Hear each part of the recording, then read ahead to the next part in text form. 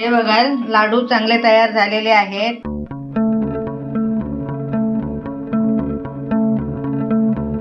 मी आज तिळाचे लाडू करणार आहे. त्याच्यासाठी मी हे अर्धा किलो तीळ घेतलेले आहेत आणि हे चिकीचा गूळ घेतला आहे. मी 300 ग्राम गूळ घेतलेला आहे. अर्धी वाटी मी शेंगदाणे घेतलेले आहेत आणि थोडी वेलची पूड घेतली आहे. मी आता गॅस चालू केलाय. कढई तापलेली आहे. मी आता शेंगदाणे भाजून घेते.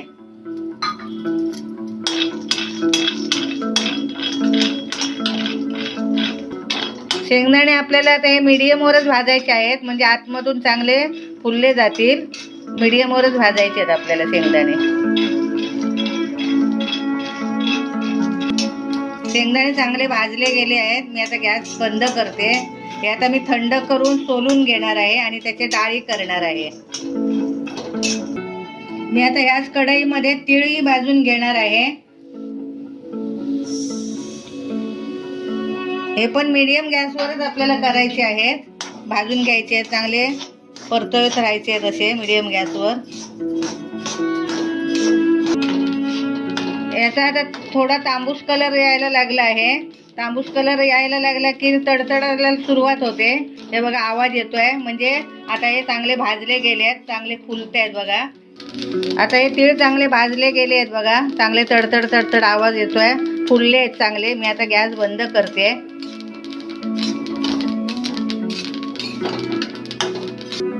हे बघा, अशा प्रकारे मी डाळी करून घेतलेल्या आहेत. सोलून शेंगदाण्याचे अशा डाळी करून घेतलेल्या आहेत. मी आता गॅस चालू केला आहे. भांडं तापत आलं आहे. मी आता गुळाच्या पाकाची तयारी करणार आहे. मी आता पाणी टाकते. अर्धा पेला पाणी घेतलंय मी. आता मी गूळ घालते त्याच्यामध्ये.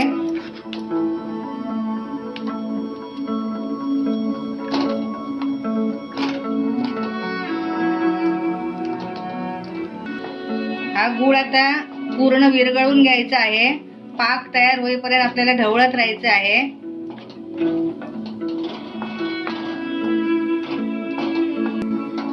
गूळ आता पूर्ण विरघळलेला आहे. आता थोडा वेळ मी ढवळते.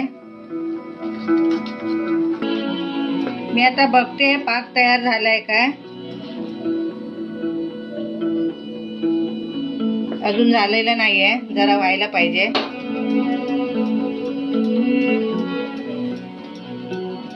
हा पाक जर झाला नाही ना चांगला तर नरम हे लाडू नरम होऊ शकतात.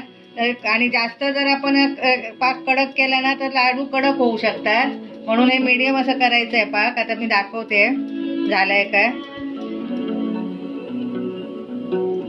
हे बघा, होत आलाय.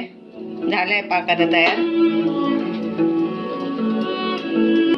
पाक तयार कसा ओळखायचा तयार झालाय तर हे खाली असा बसतोय बघा, पूर्ण वाटीला खाली बसतो. असा हे होत नाही, विरघळला जात नाही पाक तयार झाला की.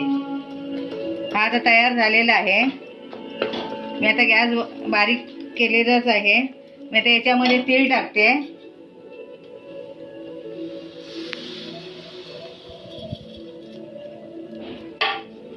शेंगदाणे टाकते. वेलची पूड टाकते.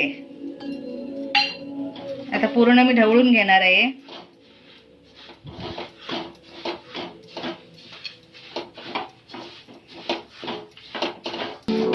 हे आता पूर्ण एकजीव करून घ्यायचंय आपल्याला. मिक्स करून घ्यायचंय पूर्ण. हे बघा,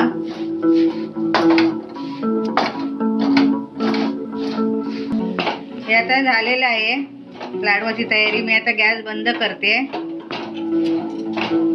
मी आता या ताटाला तूप लावून घेते जरा.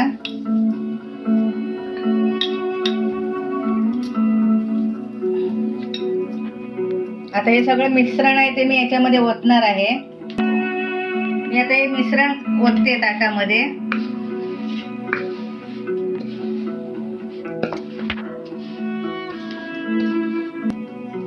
हे आता थंड होत आले आहे थोडे. मी आता हाताला तूप लावून घेते.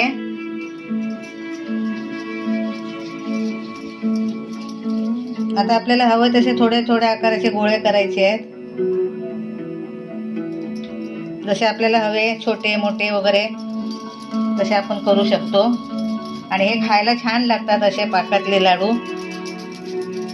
हे जास्त कडक पण होत नाही. हे बघा मस्तपैकी झालेत. हे बघा लाडू चांगले तयार झालेले आहेत. हे थंडीच्या दिवसामध्ये उष्णता भरपूर मिळते आणि ताकद पण येते या लाडूने, म्हणून थंडीच्या दिवसात जास्तीत जास्त हे लाडू खावेत.